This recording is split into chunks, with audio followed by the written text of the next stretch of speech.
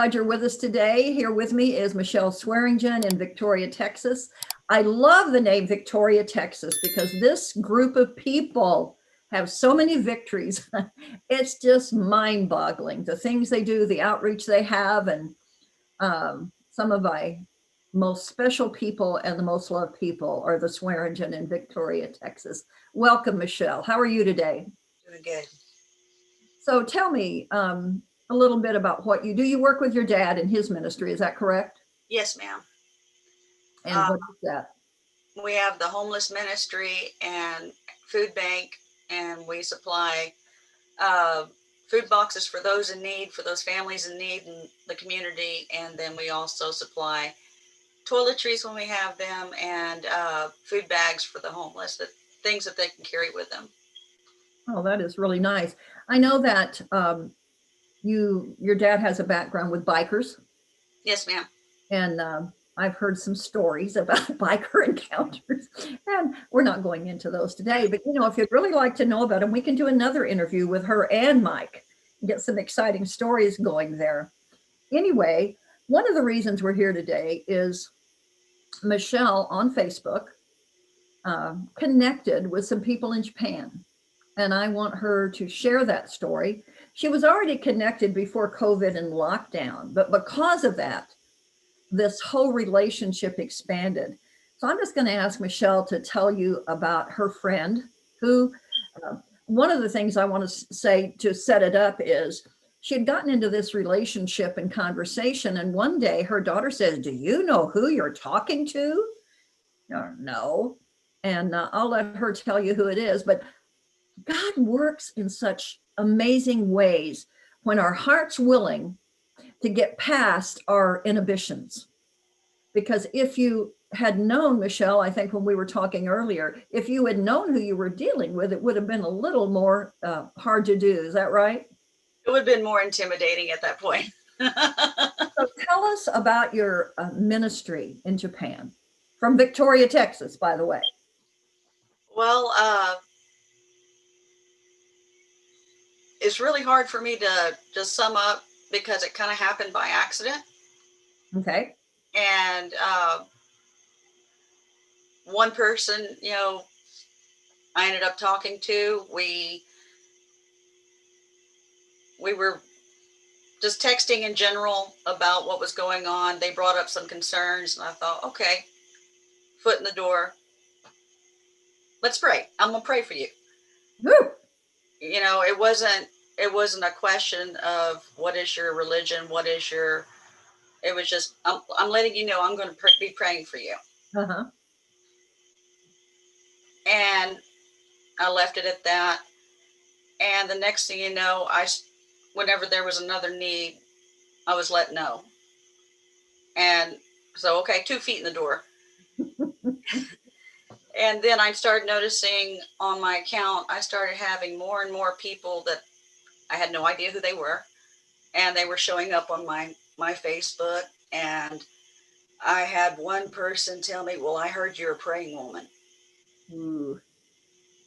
No pressure. It's one of those, yes. But little by little, I just started having more and more conversations, more and more questions being asked, and I just let it go. I let it go at its own pace. Mm-hmm. And that's the best way I can explain it. It kind of took a life of its own, which was not expected. Wow. So you were praying for them, you were planting seeds, and so because of the seeds you planted, Kenny came. Is his name Kenny? Yes. He came, I he actually came, met Kenny first. yeah. Kenny, we were just friends. Uh-huh. And after I had met Kenny is when everybody started showing up on my Facebook. So yeah, it started out with one friendship and just blossomed. Yeah. So through those seeds and prayers, he came to know Christ. Is that right? Yes, ma'am. Yes, ma'am. That is just like so amazing.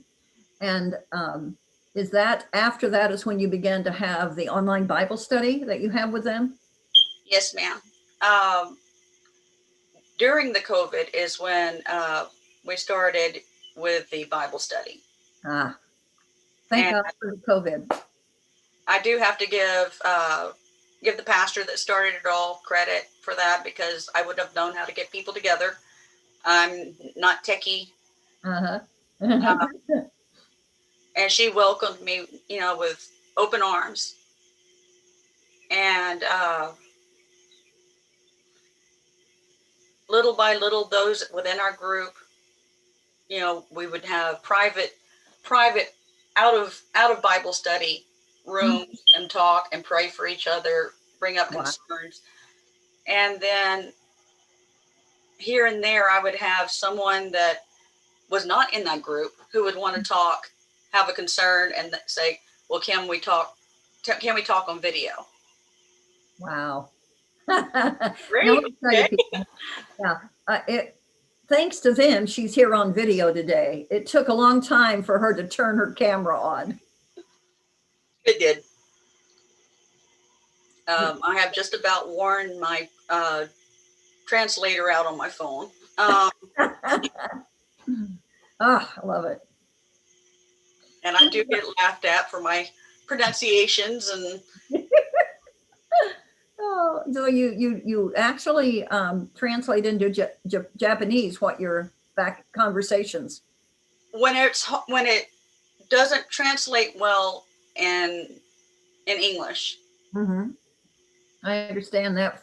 All languages they have that thing. So then I don't know if I already said this, but I'm going to say it again. So one day, was it your daughter that asked you, "Do you know who you're talking to?" That was my daughter-in-law. Okay. Yeah, she asked me. She says, "Do you know who that is?" I have no idea. No. I said, "I've just been talking to him." And she says, "He was a famous rock star, and still is." And okay. I had to do some checking to figure out who he was. And then realized that I had listened to his band in the 80s. Wow. Never even knew. God is so amazing. So then once he accepted Christ, you kept meeting and praying and talking, and then he started uh, spreading the gospel. What did he do? Well, actually, the one that started spreading the gospel through the newspapers and everything, he's actually a drummer with another band. Oh, wow. I love this. He's a drummer with another band, and he went from no belief in anything Yeah. to being full blown. Let's get after it. Wow. Well, musicians are passionate. When they Yes, sell out with something, they just flat sell out, don't they? they do. I love that. I have three that came to be and asked to be on my friends list, and they wanted to know more. It was one of these, we have a lot of questions. And, you know, it was hard at first because I spoke very, very little English. Right. And of course, I speak South Texan. Uh, Not only not Japanese, but South Texas. they are learning, y'all. Wow. But I said, a little bit at a time with them. I didn't want to overload, and I wanted them to really be able to think about what I was saying. Uh-huh. And then it got to a point that they were tattletaling on each other. I would get conversations. Well, so and so isn't praying enough. Oh Well, my so and goodness. so isn't going to temple. So Uh-huh. and so isn't doing this. And I did have to explain to them, it's a personal relationship. It, you can't control what his is with God. You can only control what yours is with God, and that goes for all three of you.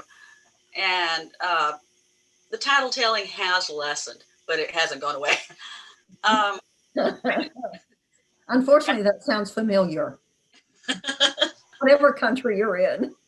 I did have him write me a very, very long post, which I had to translate and took hours. But basically, it came down to the story of the three little pigs. Ooh.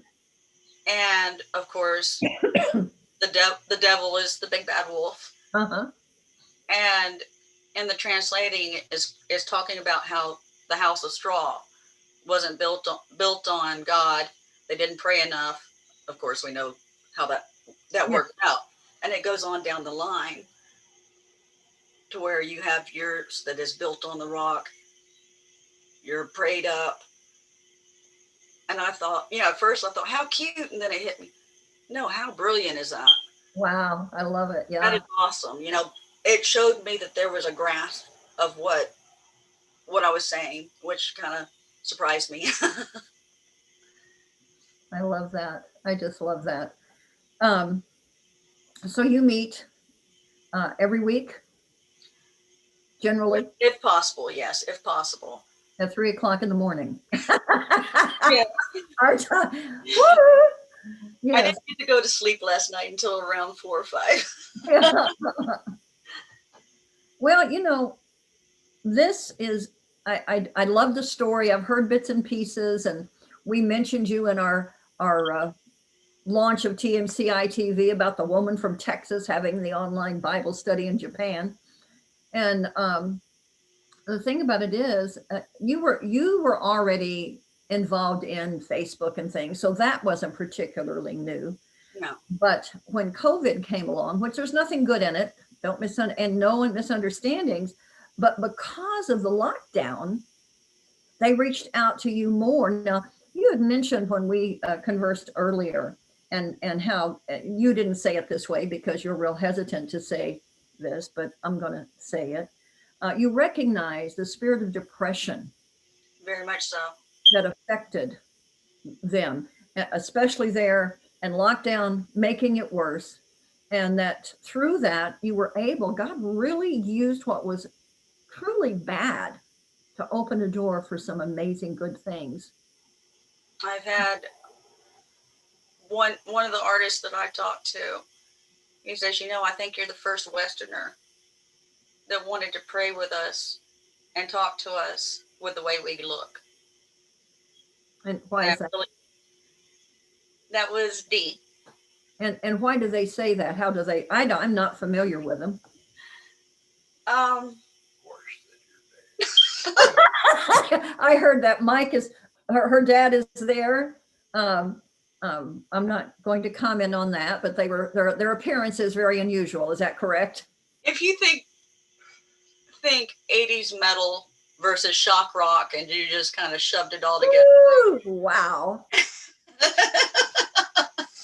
It's a little bit different.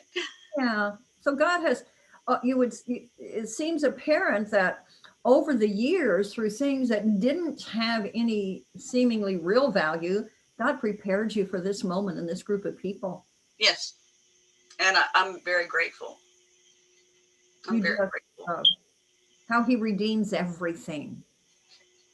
I mean, I'm just like blown away. And then I think you're not shy, but you're not out front in people's, you're not going to get up on stage if you can help it. No. But you're not shy, but it's just I know that you don't think you do anything,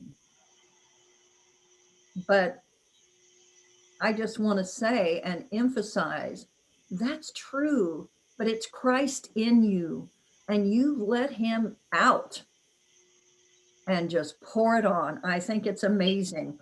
Um, so you've got those Japanese people there and the rock shock stars and getting saved and spreading the gospel. Whoo! Going into all the world I'm loving it. from Um, Victoria, Texas.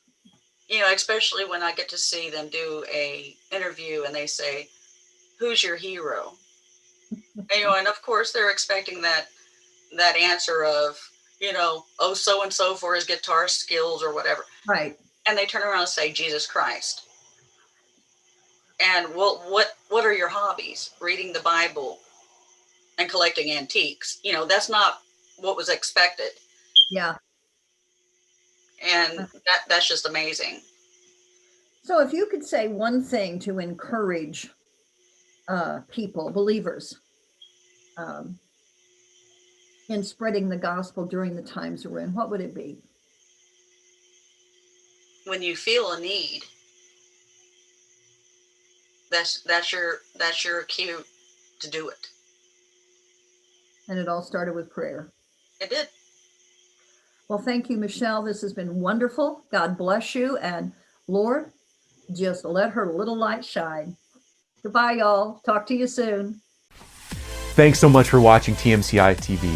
If you found any benefit in this episode, please smash that like button, subscribe to the channel if you're new, and ring the notification bell so you can stay up to date with our future videos.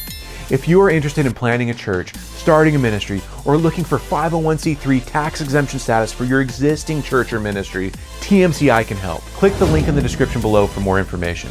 We look forward to hearing from you soon. God bless.